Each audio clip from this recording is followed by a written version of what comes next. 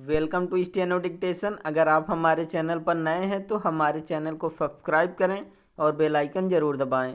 Dictation 5 second बाद शुरू होगा। स्टार्ट। शिक्षा मंत्रालय की यह पहल स्वागत योग्य है कि नई शिक्षा नीति के तहत राज्य सरकारों को इसकी गारंटी देनी होगी कि वे शिक्षकों को गैर शैक्षणिक कार्यों में नहीं लाएंगी। यह संभव है कि केंद्रीय शिक्षा मंत्रालय के आग्रह आदेश पर राज्य सरकारें इसके लिए हामी भर दें कि शिक्षकों को गैर शैक्षणिक कार्यों में नहीं लाएंगी, लेकिन वे इसकी गारंटी देने में तभी समर्थ होंगी जब उन कार्यों के लिए अन्य विभागों की मदद लेंगी जो अभी तक शिक्षकों को सौंप दिए जाते हैं।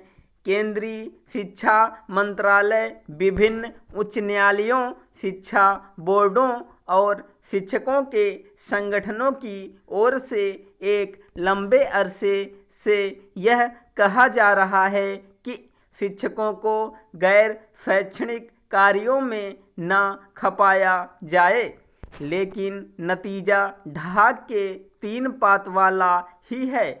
सच्चाई यह है कि जैसे जैसे इस पर जोर दिया जाता रहा कि शिक्षकों को अन्य कामों में न लगाया जाए, वैसे वैसे उन्हें शिक्षण से इतर कार्यों में खपाने का सिलसिला कायम होता गया।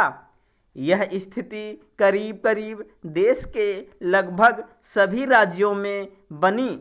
इसका कारण यह है कि शिक्षकों को गैर शैक्षणिक कार्य सौंपना एक परिपाटी बन गया है।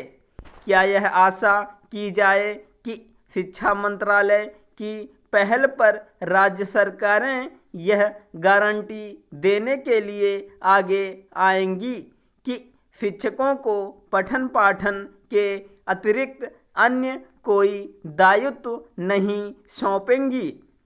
यह फिलहाल एक अनुत्तरित प्रश्न है, लेकिन इसका सकारात्मक उत्तर राज्य सरकारों को देना ही होगा। शिक्षकों को शिक्षा से इतर दूसरे कार्यों में खपाना एक तरह से जानबूझकर शिक्षा के महत्व की अनदेखी करना है। राज्य सरकारों को यह अनदेखी तत्काल प्रभाव से बंद करनी चाहिए। इसका कोई औचित्य नहीं कि हर नया काम शिक्षकों को सौंप दिया जाए। एक अनुमान के अनुसार कुछ राज्यों में शिक्षकों को 1 दर्जन से अधिक ऐसे कामों में लगाया जाता है जिनका पढ़ाई लिखाई से कोई सीधा संबंध नहीं होता।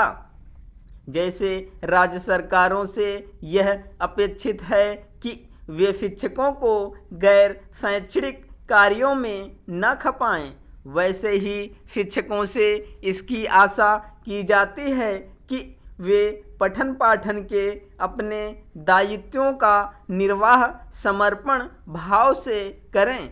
उन पर भावी पीढ़ी को गढ़ने और विशेष रूप से उसका चरित्र निर्माण करने का महती जिम्मेदारी होती है।